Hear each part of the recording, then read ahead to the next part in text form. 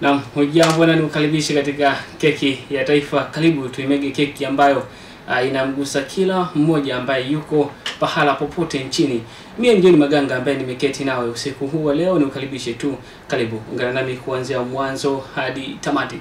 Leo tutazungumza kuhusu haki za binadamu kwa ujumla, lakini mazungumzo yetu yatajikita kabisa kwenye maadhimisho ya siku ya haki za binadamu ambayo itaadhimishwa tarehe 10 Disemba, ambayo huadhimishwa kila inapofika tarehe 10 Disemba kila mwaka toka pale ilipoanzishwa mwaka 1948.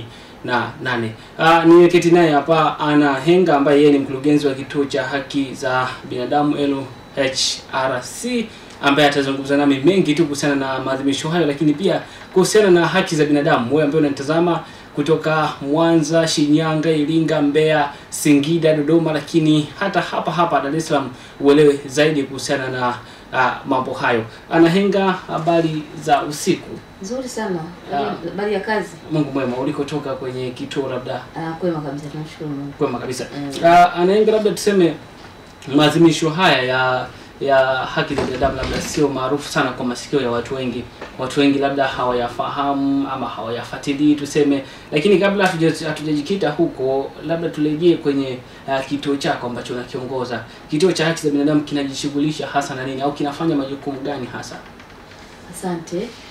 Kituo cha sheria na haki za binadamu ni asasi ya kiraia. Ni asasi isiyo ya kiserikali. Ni shirika ambalo linafanya kazi kubwa ya kutetea haki za binadamu. Hiyo ndio kazi yetu kubwa. Na tunatetea haki za binadamu kwa kutoa elimu, kwa kuwasaidia watu waweze kupata haki zao, lakini pia kwa kutoa ushauri wetu wa kitaalamu wa haki za binadamu ni masuala mbalimbali yanayohusiana na hayo.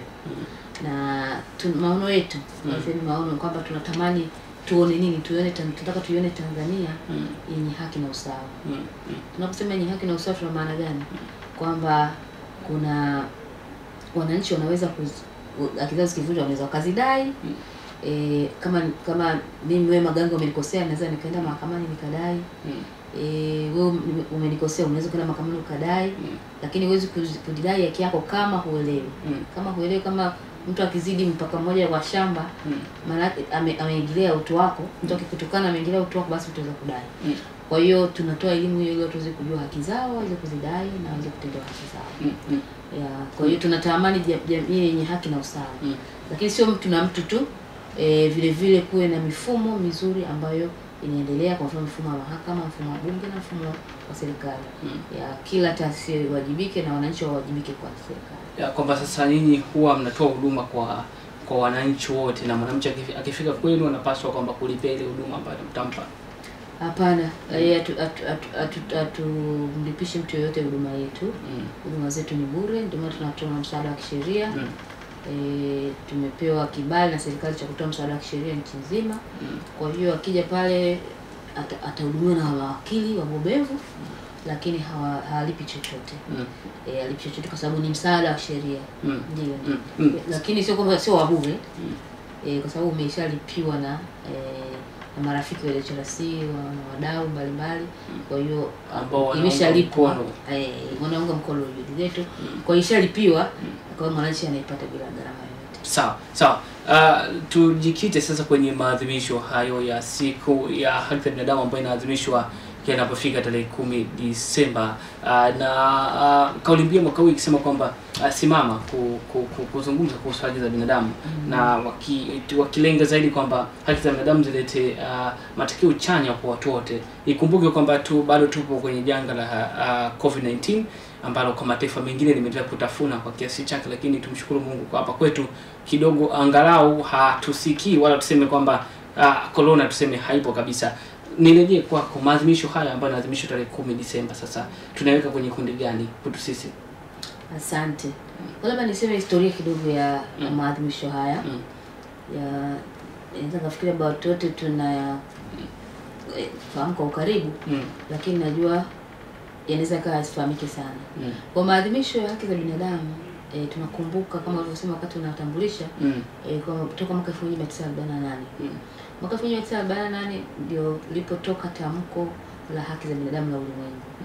kwa kitaalamu inaitwa Universal Declaration of Human Rights mwaka 48, na juzi tumesherehekea miaka mingi karibia miaka karibia 60, tukasherehekea 70.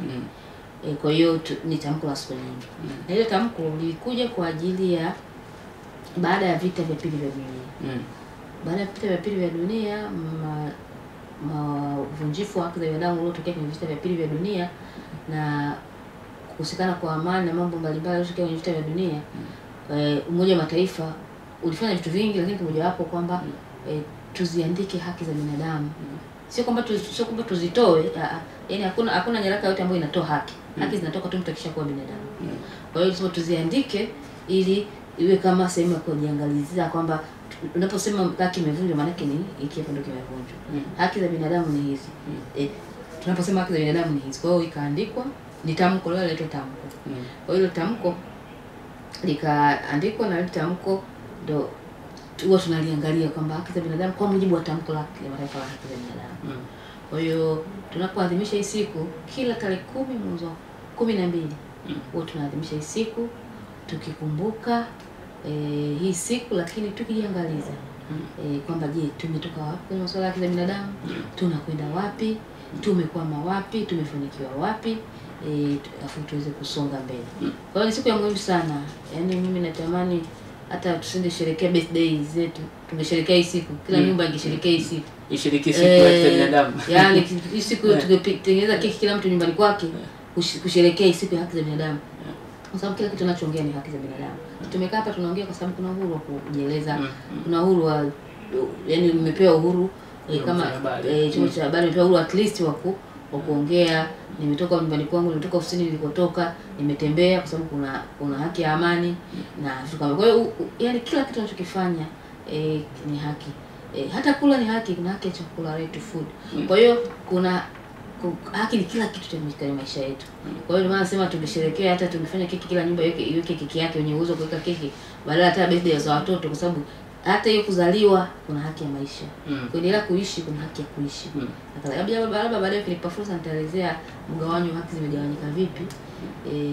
Nisitaje moja moja, niweke mafungu na mifano yake kama wananchi watapenda au watazamaji watapenda tuweze nitakupa fursa uzungumze hilo baada ya kumaliza kuzungumza kuhusu maadhimisho yenyewe. Sasa mtazamaji, lakini pia msikilizaji wa 106.5 Imani Radio, utanitumia arafa yako hapa kupitia 07360607 lakini mwisho 06. Nitausoma hapa kama ni swali, lakini pia kama ni maoni, ni ushauri, tutasoma hapa na mkurugenzi wa kituo cha haki za binadamu yeye atasikia. Nikukumbushe tu namba ni 0736060706. Nitausoma hapa ujumbe wako, anirejee kwako Anahenga. Tunazungumza kuhusu maadhimisho hayo ambayo yatafanyika tarehe 10 Disemba.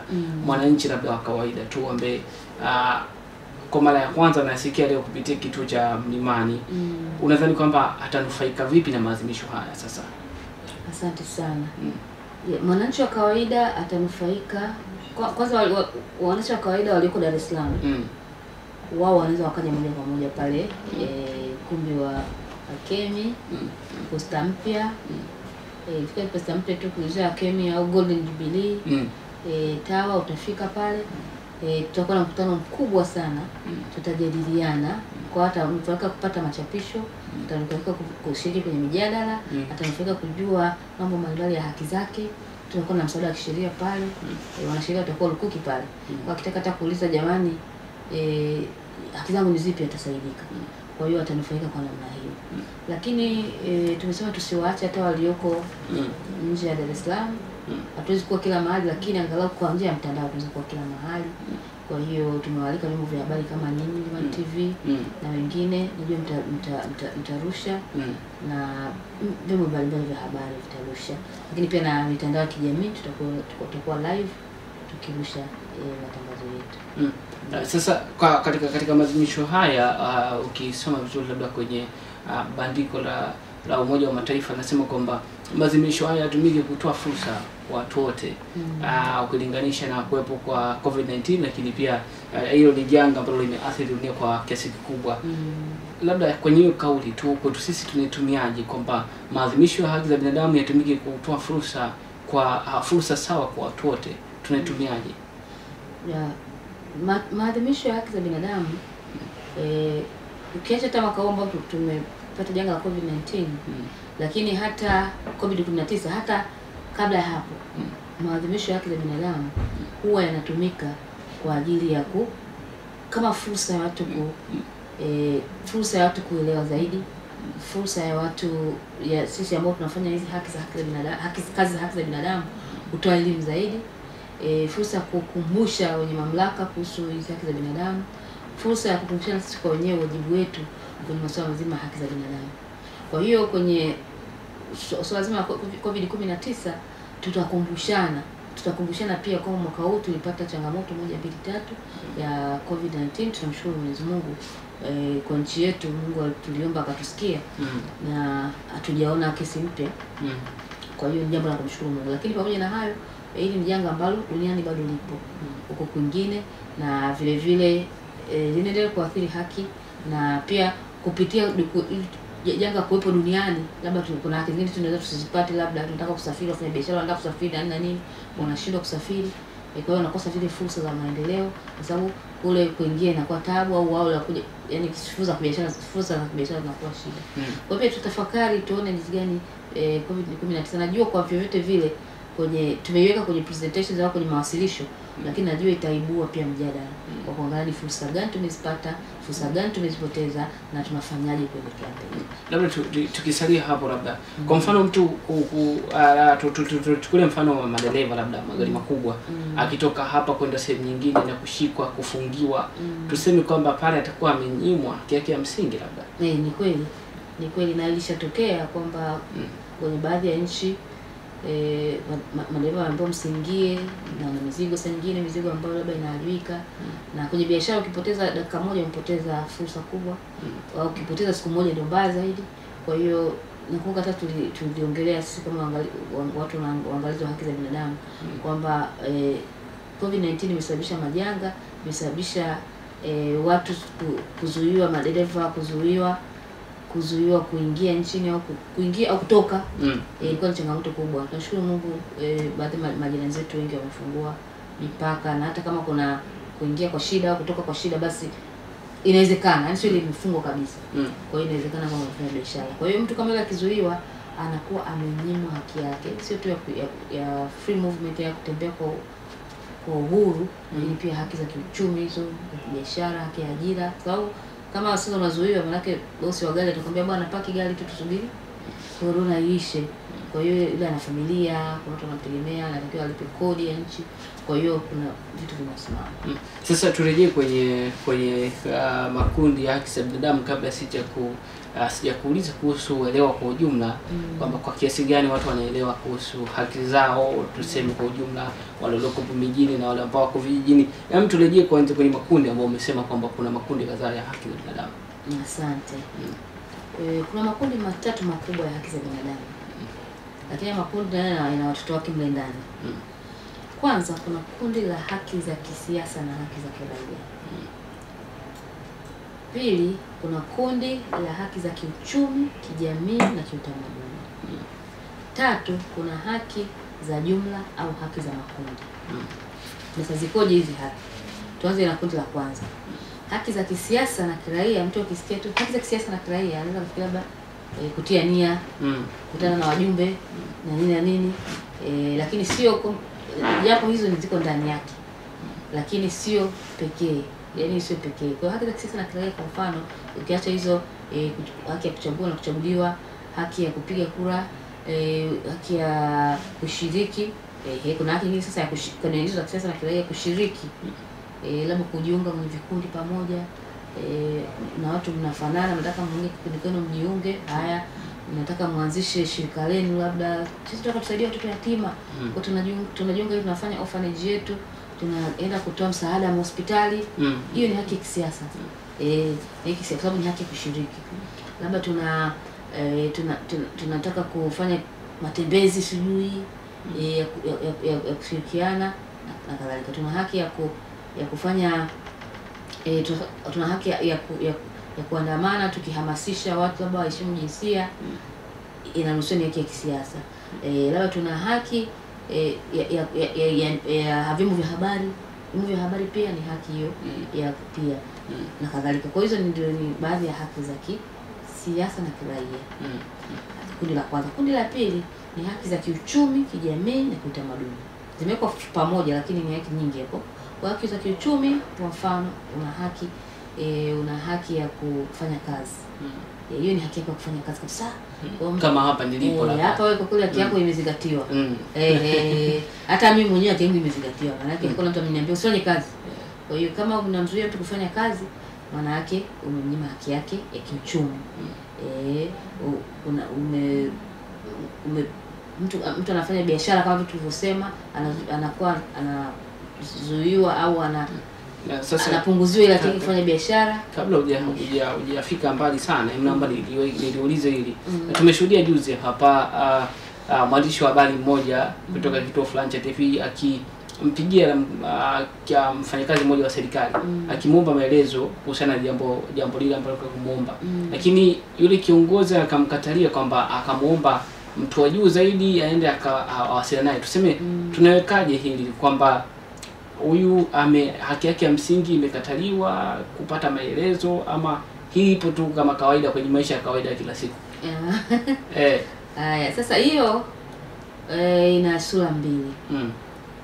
Sura ya kwanza, inawezekana huyo mtu sio msemaji wa hiyo mamlaka yake. Kwa mfano mimi ni kiongozi wa taasisi ya Legal and Human Rights Center na ni msemaji wa sheria.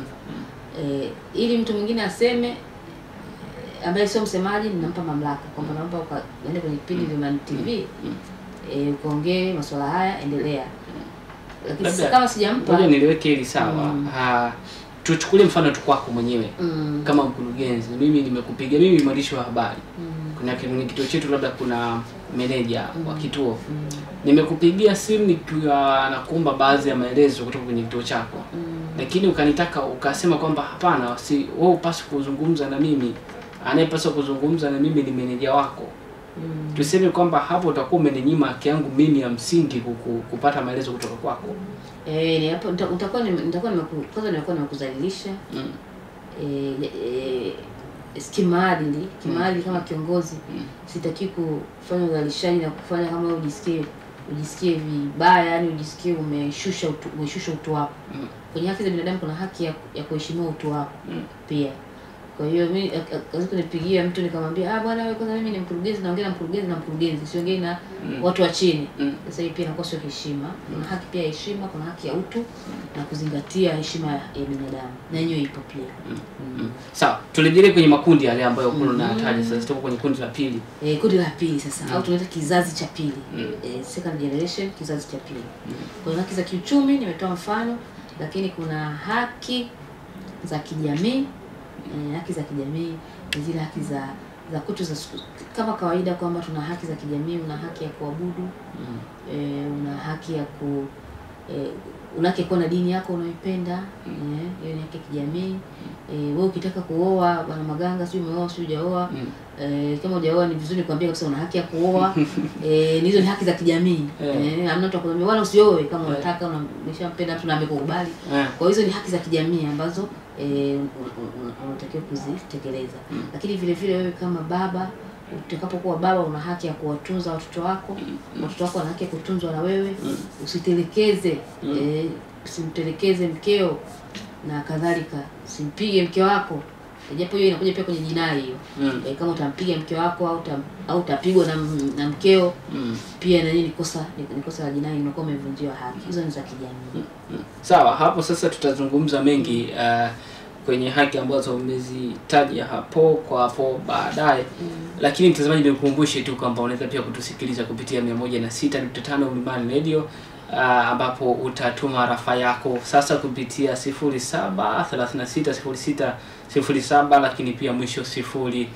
Hapo baadaye nitakupa fursa ya kunipigia simu hapa studio kama tukiwa na wakati, atakupa fursa ya kupiga simu na kuuliza swali lako moja kwa moja. Lakini kwa wale ambao mnatufuatilia kupitia mitandao ya kijamii kama Mlimani TV, UDSM huko Facebook, Instagram, lakini pia kwa wale ambao wanapatikana kwenye vikundi vya WhatsApp, tuna kundi letu maalum ambalo huko utatuma maswali yako na mimi nitayasoma hapa. Simu yangu niko nayo hapa, siku hizi tupo kimtandao zaidi. Mtazamaji, nirejee kwako kwanza, lakini afu baadaye nitakuuliza yale ambayo nilikwambia. Nani anapaswa kulinda haki za binadamu? Anahenga. Nani anapaswa? Ni nyinyi tu kituo cha kuangalia ama ni nani anapaswa kulinda haki za binadamu? Kila binadamu ana haki kulinda haki za binadamu. Labda tu tunaweza tukasema watoto wadogo ambao bado hawajapata ufahamu au sasa wanapata kulindwa tu. Lakini mtoto mchanga nganga yule ngombe wanalinda haki mtoto ya mwenzio haiwezekani. Lakini mtu yote mwenye ufahamu, sheria yetu ya Tanzania kwa mfano inasema kuanzia miaka 11 mtu anaweza akawa anakosa jinai. Kwa hiyo unachukuliwa kwamba kisaikolojia yule ameshajua ubaya na uzuri. Kwa mtu yote yule ana haki kulinda haki za binadamu. Na kauli mbiu ya mwaka huu naweza kaelezea sasa hivi hata kama ni baadaye, lakini inasema haki ni maendeleo, haki ni maendeleo, simamia haki. Kwa hiyo simamia haki. Kusimamia haki sio lazima polisi tu. Useme kwamba jamani polisi hawajaja kwenye tukio, wewe umechukua hatua gani? Sio lazima haki za binadamu. Useme jamani kituo cha haki za binadamu mtusemei. Yaani napata simu nyingi kwa mbona mtuongelea hili swala jamani? Kuna mtoto huko amebakwa, anapenda jamani kashtakini namsaidia kalipoti polisi. Yaani akienda kulipoti polisi amesimamia haki na yeye. Jamani jirani yangu anapigwa huko siku kucha njooni. Na sio tuje tusifike kila mahali nchini. Hatuwezi kufika kila mahali hapo tunatamani. Na tunajitahidi kwa kadri ya uwezo. Hatuwezi kufika kila mahali. Simamia haki na bwana wewe, huyu anayepigwa, hebu nenda hapa na hapa na hapa na hapa msaidie. Unaona? Kwa hiyo sio mtu mmoja, wala sio taasisi moja. Inatakiwa kila mtu ana wajibu. Lakini pia kwa kusimamia haki kuna kesi tumeama pale kwenye zile aina tutaendelea. Lakini labda nifafanue vizuri hapa. Kwamba kuna mtu ameshaenda kutoa taarifa labda kwa afisa wa jamii kwa mtoto ananyanyaswa. Anamwachia afisa wa jamii. Kashamaliza. Lakini kwa kutokujua kwamba anazidi kumweka mtoto yule kwenye hatari au yeye mwathirika kwenye hatari zaidi. Ukishatoa taarifa, hebu toa ushirikiano mpaka ile haki itendeke. Ndio kusimamia haki kwenyewe. Ndio kulinda haki kwenyewe. Simamia afisa wa jamii akitaka ushahidi upeleke. Au polisi akitaka ushahidi peleka. Labda tu nitoe, huwa nasema sana kwenye vyombo vya habari kuhusu hili swala kwamba shahidi analindwa na sheria. Kwa hiyo na wasiwasi. Sio kusema mambo shahidi anaweza na mimi kachanganya kwenye kesi. Hiyo ni imani potofu. Shahidi analindwa maadamu aliona vitu vinafanyika, alisikia vitu vinafanyika kwa masikio yake, aliambiwa na mtu, analindwa.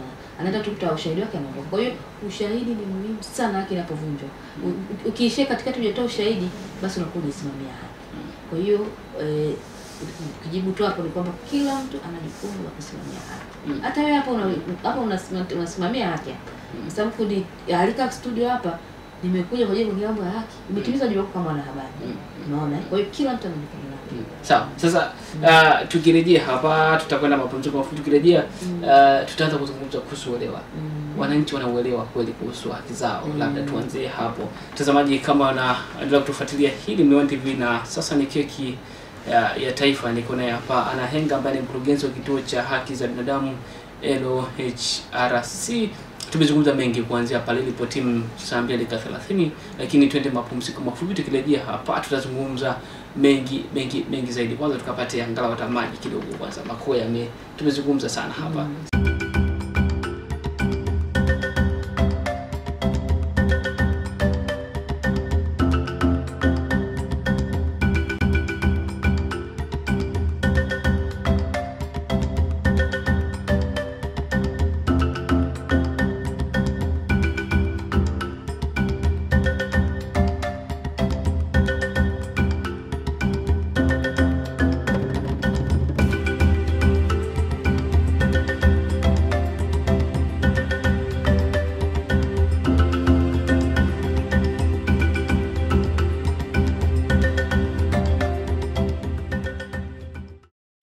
Hii ni Dunia Duara, mkusanyiko wa habari kutoka kila pembe ya nchi na dunia hii, uliochakatwa na hatimaye kurushwa na waandishi wa habari waliobobea kwenye taaluma ya habari, bila kusahau makala na vibwagizo mbalimbali vya kuelimisha na kuburudisha. Yote haya ni katika Dunia Duara, kila siku ya saa 1:30 usiku, 3:30 usiku, saa 12:30 asubuhi na saa 4 asubuhi. Mlimani TV, elimu kwanza.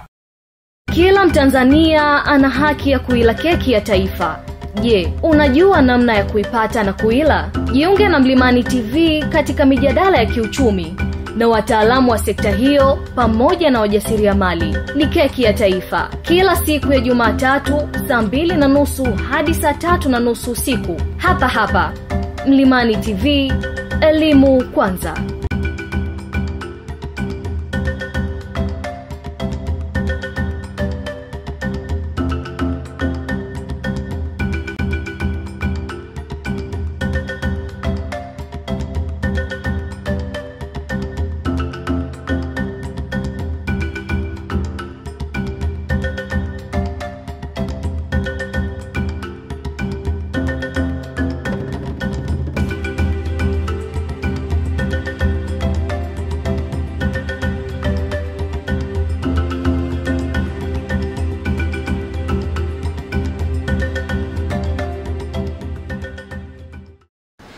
Naam, niwakaribishe tena mtazamaji wetu na msikilizaji wetu wa Radio Mlimani 106.5. Karibu tena katika keki ya taifa. Tunaendelea kuimega keki hii sote kwa pamoja. Wewe ambao uko Kimara, ambaye uko Pwani, ambaye uko Dodoma, lakini ambaye uko Mwanza, karibu sana. Bado nimeketi naye hapa Anahenga, ambaye ni mkurugenzi wa kituo cha haki za binadamu LHRC. Tutazungumza mengi sana. Anahenga, tumerejea na turejee pale kwenye makundi. Ulikuwa unataja makundi na hatukuyamaliza. Tuyamalizie kwanza hapo, alafu tutaendelea mbele. Asante. Kwa hiyo nilikuwa nimefika kundi la pili, haki za kiuchumi nimaliza, haki jamii nimemaliza, mifano tu lakini ziko nyingi. Na haki za kiutamaduni sasa tunaingia. Lakini pia kwenye haki pia za kijamii pale kuna haki ya elimu, kuna haki ya elimu, kuna haki ya afya, ni haki pia binadamu. Alafu kuna haki za kiutamaduni, kuna mila zetu nzuri ambazo tunazihimiza, kwa hizo mila ambazo hazivunji haki za mtu. Kiacha zile mila potofu kama ukeketaji, kurithi wajane, na nini, mwanaume anamrithi mjane na vitu kama hivyo. Hizo ni mila ambazo ni kandamizi, ambazo ni kinyume sasa na haki za kiutamaduni. Lakini tamaduni zile nzuri zinaboreshwa, kuheshimiana, mkubwa kumheshimu mdogo, na mdogo kumheshimu mkubwa. Hizo ni haki, na zikivunjwa zina madhara yake. Hilo kundi la pili. Kundi la tatu, ambazo hizi kundi wanaziita ni kundi kama zimetokea Afrika, asili yake. Japo zilikuwepo lakini kuandikwa, zilianza kuandikwa Afrika. Zinaitwa haki za makundi au haki za jumla. Haki za makundi ni kama haki za makundi kama ya watoto, haki za wanawake, haki za watu wenye ulemavu, haki za wakimbizi, yaani makundi yale. Kuna haki ambazo unaweza kuzipata ukiwa peke yako. Unazipata ukiwa katika kundi. Ukiwa katika kundi kwa namna gani? Kwamba lazima uwe mwanamke ili kupata haki za wanawake. Lazima uwe mtoto ili kupata hizo haki za watoto. Lazima uwe mkimbizi, atuombei kwa wakimbizi, lakini lazima uwe mkimbizi ili kupata hizo haki za ukimbizi. Kwa hiyo ni haki za makundi. Lakini pia ni haki zile ambazo unazipata kwa pamoja. Kuna haki ya maendeleo. Haki ya maendeleo inaingia kwenye uchumi na huko kwenye haki za jumla. Kwamba huwezi kuendelea peke yako. Huwezi kujenga shule yako, airport yako, barabara yako, kwa simu, haiwezekani. Lazima uwe pamoja. Lazima kwenye kijiji fulani mna barabara yenu. Kwenye mtaa fulani mna maji yenu ya bomba. Mna mfumo wa bomba na vitu kama hivyo. Kwa hizo ni haki za jumla. Zinaitwa haki za jumla au collective rights. Hizo ni haki za kizazi cha tatu au aina ya tatu ya haki. Mtazamaji, utapata fursa kunipigia simu kupitia 0736 060706 na mimi nitaipokea simu yako hapa muda wote kuanzia sasa kwa kuuliza swali ama kutoa maoni ama kuzungumza chochote kuhusiana na mada ambayo tunaizungumza hapa. Namba ni 0736060706, lakini pia usisahau kutuma arafa yako kupitia namba hiyo hiyo nami nitaisoma hapa. Tuzungumze kuhusu uelewa. Wananchi wana uelewa gani kuhusiana na haki za binadamu tukihusianisha sasa na maadhimisho haya ya siku za haki za binadamu? Sawa, mimi ninavyoona kwa tathmini ndogo yetu tunayoifanya mara kwa mara, unaona uelewa umeongezeka. Ukiangalia miaka 25 wakati kituo kinaanzishwa, haki za binadamu ilikuwa inaonekana kama vile wewe unataka kufanya vitu vya ajabu kwenye nchi. Ukiwa unadai haki zako, kwa mfano unataka kudai haki zako, wewe unaonekana kama vile huyu haki yake vipi? Yaani walikuwa hawaelewi wananchi wengi. Lakini sasa hivi tunaona kuna mafanikio makubwa. Tunaona watu kabisa wanakuja, hata tukiangalia watu wanaoripoti kwenye vituo vyetu vya msaada wa kisheria ni wengi. Hata tukiona watu ambao tukienda vijijini kwa jamii tukisema jamani tunahamasisha kitu fulani, tunaona watu ni wengi. Mimi wakati naanza kazi miaka kama 10 iliyopita na zaidi, hata ukija kwenye kipindi kama hiki upate hata message wala nini zilizo nyingi. Sasa hivi watu watauliza jamani kuna haki yangu na hivi. Yaani watu wameelewa. Yesu wameelewa. Japo bado kuna kazi ya kuendelea kutoa uelewa zaidi, sababu elimu haina mwisho. Na uelewa kutoa hauna mwisho, lakini kuna hatua kubwa sana tumepiga. Utasikia watoto wanaimba jamani tunadai haki yetu, labda mwalimu wako akahamishwa, wanampenda. Kwa hiyo anaelewa kwamba hiki ni kitu ni haki yetu. Na sio lazima mtu ajue sheria ili kujua haki ni kitu ni haki yake. Haki yako tu kiani ile stahiki yako ikiondoka, ukijua tu kwamba hii ilikuwa stahiki yako na imeondoshwa inatosha. Sheria na haki ya binadamu ni vitu tofauti. Kama siku nyingine tunaweza kuwa na hili somo. Sheria ndio tunaita kituo cha sheria na haki za binadamu. Ni vitu tofauti. Unaweza kuwa unajua sheria, unaweza kuwa unajua sheria usijue haki. Japo wengi wanajua sheria wanajua haki, lakini sio automatic. Lakini unaweza kuwa unajua haki lakini haujui sheria. Kwa sisi tunaweza katu angalau watu wajue haki tu. Sheria ya mambo ya mbele au ni taaluma ya mtu.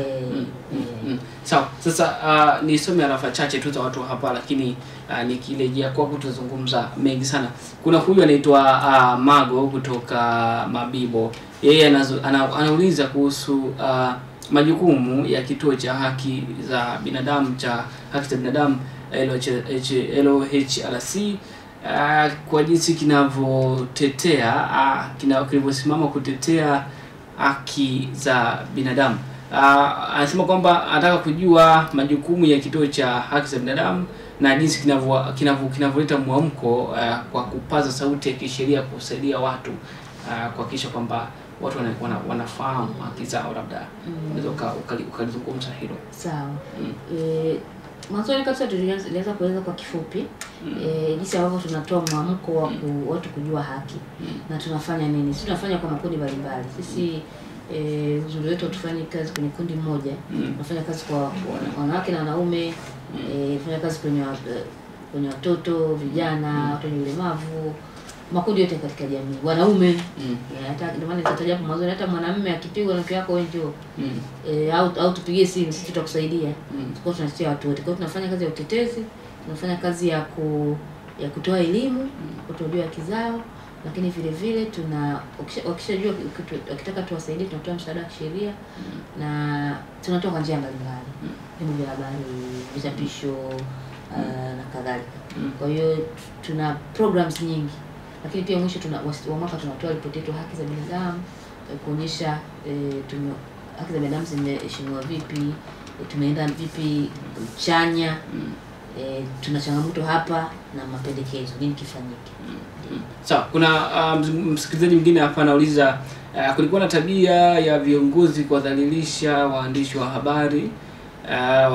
Kwa nini haki ya kikatiba kumhoji au kuandika habari ili mradi asivunje katiba ya nchi? Na tumeshuhudia mwandishi wa kituo cha ITV kudhalilishwa na kiongozi fulani. Je, mmelichukuliaje swala hili au mnaenda na mfumo wa uongozi? Huyo ameuliza hivyo. Labda unaweza ukalizungumza hilo. Naona swala la waandishi wa habari hili limetoa taharuki kidogo. Ni kweli. Unaweza ukamkatalia mtu kukuhoji. Kwa sababu pia una haki ya una haki ya kuongea. Lakini umkatalie kwa heshima. Mimi kwa mfano mimi ninapata simu nyingi za habari. Nyingi tu, lakini siwezi kuzijibu zote. Lakini siwezi kumdhalilisha mwanahabari kaambia bwana wewe usinibabaishe mimi ni mkurugenzi na nini. Inakuwa ni vivyo kila mtu. Tunamwambia samahani mimi bado na kikao sitaweza. Au kama unataka nilete mwakilishi na kunamleta na nini, akiona kwamba hiyo topic inaweza kaleta mwakilishi nakubali. Akiona kwamba kusubiri mkurugenzi ana nafasi, haya tunaelewa. Kwa hiyo lakini sio nimwambie bwana wewe usinioje na nini. Ni sio kitu kizuri. Sio kizuri. Kwa hiyo nasema unaweza ukakataa kwa heshima. Ndio maana hapo awali kasema kwamba haki ya kuheshimiwa utu ni haki ya binadamu. Tena ni ibara ya kwanza kabisa. Kila mtu ibara ya kwanza kabisa kwenye haki za binadamu pale ya 12 nasema kila mtu ana haki ya kuheshimiwa utu wake. Kwa hiyo mtu akivunja hivyo anakuwa amevunja haki. Sawa, mtazamaji pia utapata fursa ya kunipigia simu hapa kupitia 0736060706 ukiuliza swali lako, na bila shaka mkurugenzi Anahenga atakujibu hapa moja kwa moja. Turejee sasa kwenye mazungumzo yetu. Hivi karibuni kumekuwa na maadhimisho mengi tu, mengine yakiwa ni maadhimisho ya watu wenye changamoto ya ulemavu, lakini pia maadhimisho ya kupinga ukatili wa kijinsia ama ukandamizaji wa kijinsia. Tukianza na ukandamizaji wa kijinsia, labda kuna nyinyi unatafsiri gani? Mnatafsirije ukandamizaji wa kijinsia labda? Asante. Kabla sijasema tuna tafsiri vipi, umeeleza swali zuri ukiangalia muktadha wa siku 16 za ukatili wa kijinsia. Hiyo tarehe 10 ambayo tunasherehekea miaka ya haki za binadamu, tunaadhimisha haki za binadamu, ni siku ya 16. Kama wananchi watazamaji tulikuwa tumesikia siku 16 za kupinga ukatili, inaisha tarehe 10 mwezi wa 12. Yaani ndio kilele cha siku 16 za kupinga ukatili wa kijinsia. Zinaanza tarehe 25 mwezi wa 11. Kihesabu inafika tarehe 10 tarehe 10 siku 16. Ndani ya hizo siku 16 kuna mambo kadhaa. Kuna siku ya kupinga ukatili wa kijinsia tarehe 25 mwezi wa 12. Kuna siku ya kupinga siku ya wanawake watetezi wa haki za binadamu tarehe 29. Kuna siku ya ukimwi duniani tarehe 1. Kuna siku ya watu wenye ulemavu tarehe 3. Kuna siku nyingine tarehe 6. Kuna vitu vingi tu vizuri vya haki za binadamu. Alafu mwisho kabisa tunamalizia sana ile jumla sasa haki zote bila kusahau tarehe 9 siku ya kupinga rushwa. Siku ya maadili na kupinga rushwa na nini. Kwa kuna vitu vingi hapo katikati. Sisi tuna siku ya uhuru, lakini hiyo sio ya kimataifa, hiyo ni ya kwetu wenyewe. Kwa hiyo kuna vitu vingi hapo. Basi siku ya 16 sasa ndio tarehe 10. Sasa ni tujibu swali kwamba tunaonaje ukatili wa kijinsia? Ukatili wa kijinsia bado. Na ripoti yetu ya haki za binadamu miaka 3 mfululizo inaonyesha ukatili wa kijinsia kuongezeka sana. Na unaongezeka ukatili wa kijinsia wa watoto na pia ukatili wa kijinsia kwa wanawake. Hatupati takwimu nyingi za wanaume, labda hawafanyiwi sana au wanaogopa kutoa taarifa. Lakini hatujajua sasa utafiti hapo unakwendaje. Lakini ukatili tukianza labda na watoto umekuwa mkubwa. Ubakaji, ulawiti na unafanywa na watu ambao wenye dhamana ya kutunza watoto. Unafanywa unakuta na mjomba, shangazi anamuingiza mtoto wa kimwili, unakuta baba mdogo amemlawiti mtoto na kadhalika. Kwa hiyo imeongezeka sana. Lakini ukatili dhidi ya wanawake, vipigo, ubakaji na kadhalika. Na unaona pia hata ubakaji wa wanawake au vipigo unafanywa na watu wa karibu. Mume, mchumba, mpenzi, baba mdogo, unafanywa na ni matukio makubwa sana ambayo tumerekodi sisi. Unakuta tu mtu anapita barabarani, mama akakamatwa na mtu akabaka. Ni ngumu sana. Japo lakini sio mimi. Labda kwenye ulevi huko au amepita barabarani kama shambani kwenye nani akaibiwa na kubakwa, lakini matukio machache. Lakini unakuta ni watu wa karibu wenye dhamana. Kwa hiyo ukatili bado upo. Na bado tunataka tupate sauti kubwa sana ya kukataa ukatili wa kijinsia. Tukisalia hapo, kuna ujumbe wa msikilizaji wetu hapa anauliza kwamba haki za binadamu zimegawanyika katika sehemu nyingi, lakini sisikii haki za kina dada wa majumbani na mashamba mashamba boy au kina dada wanaobakwa na matajiri wao au wanaopewa ujauzito na kufukuzwa kwenye kazi wanaoifanya. Ameuliza hivyo, ni msikilizaji wetu kutoka hapa Dar es Salaam, ameuliza hivyo kwamba hajasikia haki za kina dada majumbani na wale makaka mashamba boy wanaoita hivyo, na wale ambao wanapewa ujauzito, labda mtu ambaye anafukuzwa kazini tu muda wote. Kuona nikijisikia tu sasa, wewe kijana, kazi imekwisha, ondoka. Anasema hajasikia haki kama hizo labda. Sawa. Sijataja haki zote. Ni nyingi, lakini nimetaja makundi yale kwa ujumla wake. Sijataja zote, lakini kwa mfano haki za dada ambaye wanatusaidia kazi majumbani, hiyo inaweza kuingia kwenye haki za ajira, haki za kazi. Na haki za kazi zinaingia kwenye haki za kiuchumi. Na kwa hiyo inaingia inakuwa mtoto wa haki za kiuchumi. Lakini hapo inaweza kuwa haki ya wanawake. Kwa kimoja inaweza kuwa inasomeka huko, na kama nilivyosema haki ya maendeleo ya kiuchumi, lakini pia ni ya jumla. Kwa hiyo inaweza kuwa pia ni haki ya mtoto kama huyo dada iko chini ya miaka 18. Kama mizidi miaka 18, basi inakuwa ni haki ya wanawake, lakini pia ni haki ya ajira na haki ya kiuchumi. Kwa hiyo zinaingia. Wanaobakwa pia inaweza kuwa haki za wanawake, lakini kama pia haki za kijamii. Umetaja kitu kingine ambacho ametaja na kufukuzwa kazi, muda wote boss akijisikia anafukuza. Haki ya ajira, haki ya kiuchumi. Unaona? Kwa hiyo zote zinaingia huko ndani kwa ndani. Lakini kwa kweli haki za tumesema na kaka ambao pia wanatusaidia kwenye kazi zetu za nyumbani, ambao mimi sipendi kuita shamba boy. Shamba boy ni neno la kikoloni. Yani neno la kikoloni, neno pia la kutweza. Shamba boy maana yake yani ni mshamba au inakuwa. Kwa hiyo au anamaanisha kwamba ni watu shamba kama kijana wa shamba. Haipendezi. Kwa hiyo mimi nasema labda tu ni kaka ambaye anasaidia kwenye kazi ndogo za nyumbani au kazi za hapa na pale, na ameajiriwa na kwa hiyo hizo haki zote zinaingia kwenye hizo haki za kiuchumi. Kuna minong'ono mingi, labda tukisalia hapo kwenye kuna minong'ono mingi sana kuhusiana na watu ambao wanafanya kazi kwa katika majumba mbalimbali. Wanasema kwamba watu wengi au wadada wengi au wakaka wengi ambao wanafanya kwenye nyumba tofauti wananyanyaswa sana kwenye masuala labda kunyanyaswa kijinsia ama nini.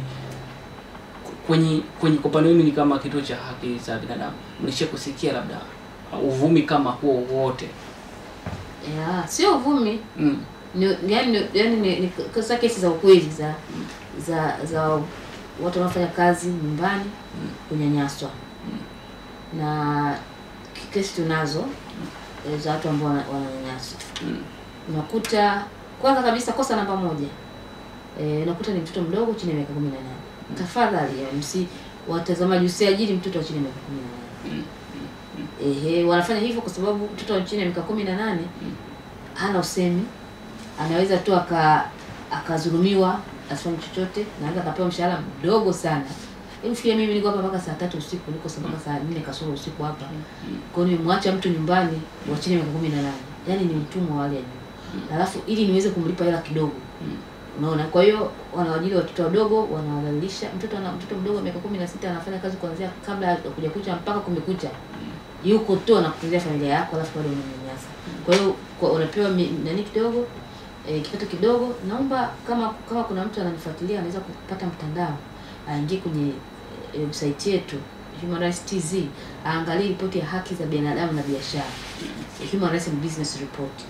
Kuna vitakwimu tumeweka kule vya watu wanaofanya kazi za ndani, jinsi gani wananyanyaswa, jinsi gani wanapata shida. Zipo sana hizo swala. Lakini pia hao pia ndio ni victims au ni wahanga pia wa kubakwa na bosi zao pale nyumbani na mshahara mdogo. Eti mimi ninafanya kazi wangu, anafanya kazi, ninasema mimi mshahara sikupi na kuwekea. Baada ya kishafika milioni na ndio umeniibia, unaniibia. Ishakuwa kubwa, unaona kama niniibia, unamfukuza kazi. Mbaya sana, unakuwa umevunja haki za binadamu. Na kama kuna dada ananisikia au kaka wa nyumbani, sisi tuko tayari kumsaidia. Amezulumiwa hata kama ni 100,000, hata kama ni 50,000 aje. Kwa sababu ni haki yake, tutamsaidia mpaka ataipata hiyo hela. Kwa sababu ni haki yake, ni jasho lake. Kwa hiyo wanafanya hivyo. Lakini wengine utasikia mimi bwana namlipa mama yako, namtumia mama yako moja kwa moja. Kazi nimefanya mimi bwana. Mama yangu inaingiaje? Mwingine anasema kwenda kufungulia account ya benki. Nifungulie kama nataka. Lakini kama mimi mwenyewe sitaki, nipe hela yangu, nipe mshika wangu mimi nitumie ninavyotaka. Nikiamua kumtumia mama yangu nitamtumia. Nikiamua kufanyaje nitamtumia. Kwa hiyo yote hayo ni kutaka kuangalia, kwa sababu ni watu ambao labda wanawezekana wako chini au afanyeje. Yuko katika lingi la umaskini, kaja mjini na afanywe hivi. Jamani, naomba sana wababa na mama tusifanye hivi vitendo. Ni uvunjaji mkubwa wa haki za watoto wa kike. Na wakaka pia. Na pia wanapata hayo madhila. Mtazamaji na msikilizaji wetu, endelea kutupigia simu. Nimeiona simu yako hapa. Endelea kupiga simu, tutaipokea muda huu. Namba yetu ni 0736060706. Nimeona simu yako, piga tena, nitaipokea wakati huu. Turejee sasa, tupo kwenye ukatili wa kijinsia. Kuna swala la mimba za utotoni. Ni swala ambalo linazungumzwa sana kwenye ukanda wa vijijini, maeneo ya vijijini huko. Labda mtu akiolewa chini ya miaka 18 na labda amependa mwenyewe kwamba sasa mimi bwana nimekubali kuolewa, tunamweka kwenye kundi gani, kwamba huyu sasa ni haki yake ya msingi amenyimwa, ama ni kawaida sasa yeye mwenyewe kakubali? Asante. Kuna mimba za utotoni na kuna ndoa za utotoni. Tuanze kwanza kwenye ndoa za utotoni kabla. Tuanze na ndoa za utotoni. Ndoa za utotoni zipo sana hasa maeneo ya vijijini. Na mbaya zaidi kwa sababu sheria yetu bado haijazuia. Kwa hiyo inakosa ingine ngumu kumchukulia yule mzazi hatua, kwa sababu sheria inaruhusu miaka 13 kwa ridhaa ya wazazi au mahakama 14 anaweza akaolewa. Kwa sasa ile sheria bado ni kandamizi kwa huyu mtoto wa kike. Kama anaweza akaolewa na umri huo mdogo. Kwa hiyo ile akimuozesha, juzi nilikuwa naona kwenye taarifa habari, chombo kimoja cha habari asikia kakamatwa kwa kuozesha mtoto wa miaka 15. Sasa nilikuwa najiuliza huyu atachajiwa kwa kosa gani? Atachajiwa kwa kosa gani? Angekuwa amembaka, sheria ya jinai inasema ukiwa mtoto ukitembea na mtoto wa miaka chini ya 18, haijalishi amekubali mwenyewe au hajakubali mwenyewe, ni ubakaji. Hiyo imekaa vizuri. Lakini sasa ya ndoa, kama mzazi atakwambia mimi nimetoa ridhaa, tutaonga olewe na sheria inakubali. Kwa hiyo kuna hiyo changamoto inasababisha ndoa zinaendelea kuwa nyingi. Lakini mimba za utotoni pia nazo zipo. Na mimba za utotoni zinasababishwa na sababu nyingi. Wazazi kutochukua majukumu yetu kuangalia watoto, mazingira ya ulevi sana kupita kiasi, mazingira ya kuacha watoto wajilee wenyewe, na labda shule hazina mabweni zingine kwa watoto wa miaka 13 14 wanakaa wenyewe, hawezi kujiangalia, hawezi kujua kwamba sasa mimi naweza kupata mimba nijikinge vipi, hawajui. Kwa hiyo mimba za utotoni ni kubwa. Na ripoti yetu inaonyesha ni nyingi sana. Ni nyingi sana kulingana na mikoa ya kusini, baadhi ya wilaya kuna mimba za utotoni ni nyingi. Ni nyingi sana. Watoto wadogo sana wanapata ujauzito. Hilo ni tatizo, kwa sababu mimi nikishaingia kwenye majukumu ya kulea, shule sio kama inawezekana. Mimi mtu mzima nikiingia majukumu ya ulezi, naomba maternity leave. Unaona kama shule zina zina maternity leave. Hata kama ninasoma nitasema jamani naisha mwaka. Sasa mtoto kwanza hajakomaa viungo, lakini pia majukumu ni mazito ya kulea. Kwa hiyo ni changamoto ambayo bado tunatakiwa tuendelee kuiangalia kama wanajamii. Naendelea kusoma jumbe yako mtazamaji wetu na msikilizaji wetu wa 106.5, lakini pia usiache kutupigia simu hapa. Kuanzia sasa nitapokea simu yako ambayo ulikuwa unanipigia. Naona umepiga sana tu hapa. Ziko message zako nyingi sana, basi piga kuanzia muda huu nami nitasoma, nitapokea simu yako. Nikisoma ujumbe wa huyu anasema huyu anauliza kuhusu masuala ya michezo. Sasa masuala ya michezo sasa hivi wakati gani? Huyu tuachane naye kwanza, nirejee kwako. Tulikuwa tunazungumza kuhusu ndoa za utotoni, lakini pia na mimba za utotoni. Kuna wale ambao tuseme labda ni mwanafunzi anasoma. Kuna mazingira ambayo hayajulikani kwamba mimba imepatikanaje. Sasa kwenye haki yake ya kusoma pale tunafanyaje? Kashapata mimba na mwisho wa siku mimba haijulikani imetoka wapi. Mtoto kama huyo anasaidiwaje sasa?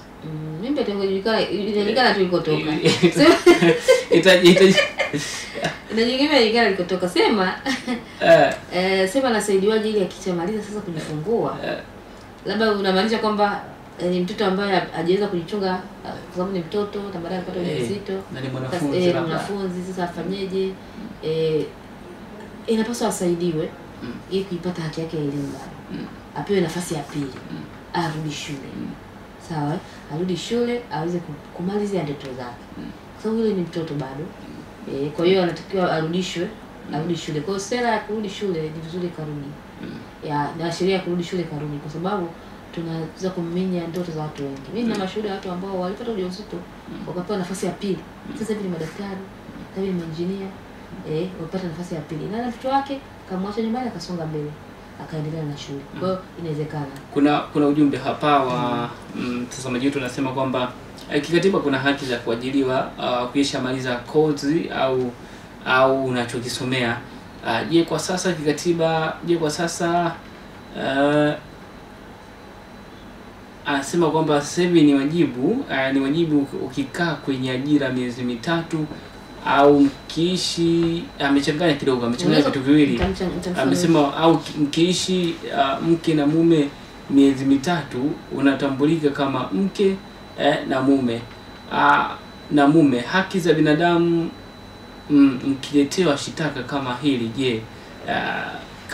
je, mshtaki yupo sahihi? Anauliza hivyo, ile tena hiyo SMS yake. Anasema hivi, anasema kikatiba kuna haki ya kuajiriwa ukishamaliza kozi au unachokisomea. Sijajua kama ipo hiyo kwenye kikatiba. Anasema je, kwa sasa kwa sasa ni wajibu ukikaa kwenye ajira kwa miezi mitatu. Bila shaka nazungumzia internship. Ukikaa kwenye ajira kwenye ajira ya mafunzo kwa vitendo kwa miezi mitatu. Alafu pia amehusianisha na mkiishi mke na mume kwa miezi mitatu. Unatambulika kama mke na mume. Haki za binadamu mkiletewa shitaka kama hili, je, mshtaki yupo sahihi? Sawa, naweza kufanulia. Ni vitu viwili tofauti. Lakini naweza kufanua kimoja baada ya kingine. Haki ya ajira, haki ya kuajiriwa kuhusu kitu ulichokisomea, hiyo haipo. Una haki ya kufanya kazi. Lakini hauwezi kulazimisha, jamani mimi bwana nimesomea sheria naomba mnipe kazi ya wakimu mpaka naishtaki serikali kwamba jamani hamjanipa haki. Hiyo haipo. Ila sema serikali ina wajibu wa kutengeneza hizo fursa za ajira. Ndio maana hata vyama vya siasa vilivyokuwa tunasikia kwenye kampeni wanasema jamani tuta create ajira na nini fursa na nini. Kwa hiyo ni wajibu. Lakini siwezi kwenda kushtaki kwamba jamani mimi nimesomea mass communication hapa naomba mnipe kazi kwa mujibu wa ajira yangu. Ajira ni ushindani, ajira ni soko, na utakiwa ufanye kazi kwa bidii ya kutafuta hiyo kazi na ukishapata ufanye usaili uweze kuajiriwa. Sawa? Lakini kwa ujumla, kwa haki za jumla, serikali inapaswa kufanya hizo fursa. Kutoa hizo fursa. Kwa hiyo nadhani ni mjibu. Internship haiko kwa mujibu wa sheria, lakini kila chuo nadhani kina utaratibu wake. Kuna utaratibu wake kwamba ukafanye kazi kwenye internship na nini. Na sisi wajibu tunapewaga hamasa ya kuwachukua hawa watoto au vijana ili waweze kujifunza. Labda tukiweka hapo sawa sasa, kwa mfano mtu akiajiriwa, umempa internship ya miezi mitatu na mchoto kwa bwana, sasa mimi siajiri, wewe tukatafute kazi sehemu nyingine. Hapo utakuwa umemvunjia haki yake ya msingi, labda kukaa kwa muda wa miezi hiyo kadhaa. Haujamvunjia. Kwa sababu akiomba internship anaomba kuja kujifunza, kupata practical experience au kupata mafunzo kwa vitendo. Kwa hiyo kimsingi unakuwa umemsaidia. Akienda kwingine, leo yuko Mlimani Radio, akitoka kaenda media house nyingine, anapokuwa na maana na uzoefu ulikuwa Mlimani Radio. Kwa hiyo kimsingi unakuwa umemsaidia. Kwa ile sio kazi kama kazi. Ila siku nyingine kama watazamaji watapenda, tunaweza tukafanya kipindi cha haki za ajira. Kujua kwamba ukikaa kibarua kwa muda kadhaa sheria inakulinda vipi, ukikaa bila mkataba kwa muda fulani sheria inakulinda vipi, hiyo ipo. Lakini kwa intern, kwa yule ambaye anafanya mazoezi kwa vitendo, huyu ni mwanafunzi bado. Kwa hiyo hawezi kushtaki kwa lolote. Na hilo solo la ndoa sasa ameuliza pia hapa kuhusu ndoa, amesema kwamba akikaa miezi mitatu na mtu wa jinsia tofauti tayari ni ndoa hiyo, kisheria inatambulika kwamba hiyo ni ndoa. Sio ndoa. Alafu nimekuwa nikipata maswali yao mengi. Sababu mimi mara moja timu yangu wanatoa msaada wa kisheria au tunatoa msaada wa kisheria. Mimi binafsi sitoi sana kwa sababu ya majukumu mengine ya kiutawala, lakini mara nyingi huwa napenda pia kuwasikiliza watu. Bwana tumekaa miezi mitatu. Kwa hiyo ni mimi na mke, yani kuna hiyo imani, lakini haiko kwenye sheria. Sheria inasema ndoa ni muunganiko wa mwanamume na mwanamke walio wa hiari, waliokubaliana kukaa pamoja kwa maisha yao yote. Na kuna ndoa aina mbili, ndoa ya mke mmoja, ndoa za wake wengi. Lakini hizo ndoa zinafungwa kwa aina tatu. Unaweza kuifunga Kiislamu, unaweza kuifunga Kikristo, unaweza kufunga kiserikali. Lakini na kimila unaweza kufunga.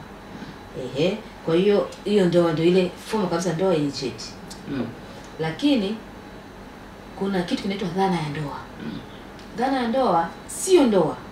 Ila ni watu ambao wangeweza kuwa wana ndoa na wanaishi pamoja kwa miaka isiyopungua miwili. Isiyopungua miaka miwili, sio miezi. Wanaishi pamoja na jamii inayowazunguka inajua huyu ni mume na mke. Hiyo ni dhana ya ndoa. Na dhana ya ndoa haudai haki za kama za mtu aliyefunga ndoa. Unadai haki za mali mlizochuma pamoja. Hiyo sheria ilikuja kwa ajili ya kuwasaidia watu ambao mmekaa miaka miwili. Mmejenga nyumba, mmenunua viwanja, mmenunua bodaboda zenu, mmefanyaji wale wengine na gari kabisa. Ni mnaenda mishani kabisa na jamii na kuzunguka, najua wenyewe ni mke na mume. Baadaye unamtimua tu huyo mwanamke, unamtimua tu mwanaume, bwana toka. Kwa hiyo inakuja kumlinda yule ambaye ataathirika, aseme jamani bwana, huyu tumekaa miaka miwili. Kwa hiyo inakuja wanaikisha hiyo kitu dhana ya ndoa, hapo lugha kitaalamu presumption of marriage. Ili mahakama ina presume kwamba au inadhania kwamba nyinyi wana ndoa kwa muda, afu inawaganisha mali vizuri, uchukue gari lako, bodaboda yako, shamba wewe nini, muondoke zenu ili usinyime haki yako. Lakini ni miaka miwili mfululizo. Na mmekaa gari moja. Sio mwingine anakaa Mwanza, mwingine Iringa, hiyo ni issue nyingine. Bila shaka msikilizaji ambaye ametuma ujumbe wako, kutakuwa kuna la kwake ambalo wanalo, atakuwa ameshapata maelezo ya kutosha. Lakini pia kama unataka unipigie simu, piga simu kupitia 07 3606 0706. Wewe ambaye nimekuta msikilizaji zako nyingi sana hapa, ukipiga simu itakuwa jambo la heri, kwa sababu inaonekana kuna dukuduku nalo unataka ulizungumze hapa. Lakini pia muda wetu umekwenda sana. Kwa dakika chache tu ambazo zimebaki, labda kuna maadhimisho haya amesema kwamba kwa upande wenu nyinyi mtaadhimisha kwenye hoteli ambayo umehitaji na urudie tena. Tutaadhimisha pale Golden Jubilee. Kuna kumbi zile kule ndani zinaitwa Akeme, lakini asubuhi tu pale utakuta na watu watakuongoza vizuri kupanda kwenye ukumbi. Kwa hiyo kumbi Golden Jubilee uko posta mpya. Uko posta mpya. Unatazamana kidogo kwa mbali na uzaa mambo ndani kidogo. Na jengo la posta inaitwa Posta House. Ukifika tu pale utaelekezwa, utaona watu wanang'ara pale kihaki pale, watakwambia jamani unaenda kwenye ile, utaelekezwa. Golden Jubilee ni siku ya 10 kuanzia saa 2. Wanapanda magari ya kwenda wapi sasa? Wanapanda magari ya kwenda posta. Mahali popote pale uko Dar es Salaam, panda gari la posta au mwendo kasi ya kwenda posta. Kisha shuka uliza Golden Jubilee, utaonyeshwa una bajaji yako na nini, wewe waambie tunakwenda Golden Jubilee na au unakwenda posta. Kisha shuka pale utaelekezwa. Karibuni sana, ni tukio ambalo huwa ni zuri. Ni nzuri sana. Yaani utoki tupu, tutatoka kujifunza vitu vingi. Na wanahabari na wakaribisha pia. Sawa. Sisi kama wote bwana Maganga, kama wanahabari tutafika kwa ajili ya kuhakikisha kwamba tunapasha habari watu wengine, lakini kuna mambo mengi sana kuhusu haki za binadamu ambayo hatujagusia hapa kabisa. Na tuna imani kwamba katika maadhimisho hayo ambayo tafanyika katika hiyo semina inatupa kidogo. Bila shaka watu wakifika pale yatazungumzwa kiundani zaidi. Sasa tumalizie tu kwa dakika labda moja au mbili zibaki. Mama, baba, dada, kaka ama mtu yote ambaye anatusikiliza muda huu afanye nini kuhakikisha kwamba yeye anakuwa sehemu ya kulinda haki ya kila mmoja? Asante. Mtu yoyote katika makundi uliyoyataja, ninatoa ushauri au wito. Usikubali kabisa haki ya mtu mwingine ikavunjwa na unajua. Unaona kabisa kwamba wale watu wanapigana usiku kucha wale. Mambo ya ndoa msiingiliwe. Sio anapiga mtoto wake kila siku anamunguza moto. Mambo ya familia siingiliwe. Unakuwa ukomesha mambo kwenye jamii. Lakini pia wewe pia usikubali kuvunjwa haki yako. Usikubali kuvunjwa haki yako. Ujui pa kwenda, ujui sheria, njoo kwa sheria tutakuelekeza. Ujui mahali pa kuanzia, nenda mahali popote hata kwa mwenyekiti wa serikali ya mtaa, mwenyekiti wa kijiji. Wanakuwa wengi hawa sio wana sheria lakini wanajua taratibu za namna kupata haki. Kwa nini nenda kwa mwenyekiti wa kijiji huko mbali na kituo cha polisi, nenda akasema kwa kweli mimi sikubali. Kwa sababu usiposimamia haki yako mwenyewe, utasimamia mtu mwingine. Na usiposimamia mtu mwingine, maana yake tutakuwa na jamii ambayo ina vurugu. Yaani tunavunjana haki tunavunja siku zote. Kwa hiyo huo tu ndio wito wangu. Yaani usikubali haki yako kavunjwa, wala usikubali haki ya mwingine kavunjwa. Kwa sababu ukikubali haki kavunjwa mwingine, na wewe yako itakuja kuvunjwa. Haki ya familia yako itakuja kuvunjwa. Kwa hiyo tutakuwa tunaendeleza kizazi ambacho cha kuvunjwa haki za binadamu. Na usisubiri jamani ile cha sio wanakuja lini jamani? Masikiza tuwasikii. Na nini? Wewe jamani umepoa sana. Utapoteza muda wako. Kwa sababu hao wanafanya sehemu yao, lakini na wewe fanya sehemu yako. Ya kuhakikisha kwamba kuna ulinzi wa haki za binadamu. Ndio. Labda tupokee simu ya msikilizaji huyu, labda kwa kutufungia kipindi chetu. Halo, nazungumza na nani kutoka wapi? Halo? Nazungumza na nani kutoka wapi?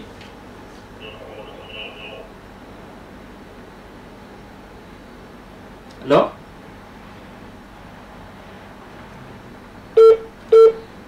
Tatizo kubwa la wasikilizaji wengi huwa wanapiga alafu wanajisikiliza.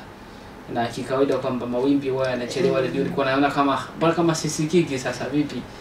Labda huyu alikuwa atufungie kwa kuuliza swali lake, lakini amejinyima haki ya mawasiliano. Haikuwa bahati tuseme. Nikushukuru sana kwa kufika katika kituo chetu cha TV. Tumezungumza mengi sana hapa ambayo kwa namna moja au nyingine yatawagusa wale watu husika. Nashukuru. Mtazamaji, pia nikushukuru wewe kwa kusalia nasi kuanzia ilipotimu pale saa 2:30 mpaka hivi sasa saa 3:30. Tumezungumza mengi sana hapa, lakini bila shaka mjadala wetu hautoishia hapa. Mjadala wetu utaendelea mpaka itakapotimu tarehe 10 Disemba, ambapo maadhimisho yatafanyika katika sehemu hiyo ambayo mkurugenzi wa kituo cha haki za binadamu Anahenga ameeleza ama ametanabaisha. Mimi ni John Maganga ambaye nimeketi nawe kuanzia mwanzo hadi mwisho. Tutaketi sana katika vipindi vingine vingi. Nikwage tu kwa sasa, nikwambie kwaheri, Mungu akijalia tena pumzi na uhai.